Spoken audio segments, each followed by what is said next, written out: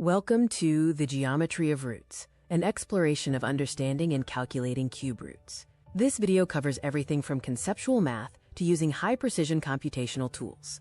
The cube root reverses exponential growth, taking a three-dimensional volume back to a single fundamental one-dimensional measurement, the side length. For example, the cube root of 27 is 3.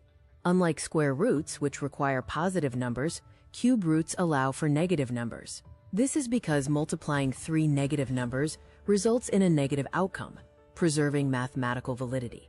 A perfect cube is an integer raised to the third power. Their cube roots naturally yield clean, whole numbers. This perfect cube's index shows examples up to n equals 9. Manual extraction involves simplifying radicals using the rule of 3. You can only extract complete sets of 3 identical prime factors from the radical as a single factor. When numbers are not perfect cubes, we use the Newton-Raphson method. This powerful iterative algorithm rapidly refines an initial guess to reach high decimal precision within just a few cycles.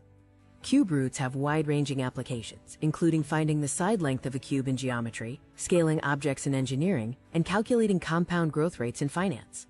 The MiniWebTool Cube Root Calculator automates complex calculations. It offers features like 3D visualization, step-by-step solutions, and a perfect cube finder, shifting from manual labor to instant digital execution.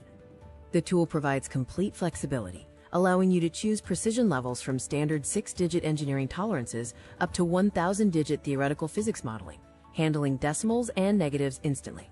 The cube root is a fundamental key to understanding 3D space. Execute flawless math with infinite precision today. You can access the tool at miniwebtool.com/cube-root-calculator.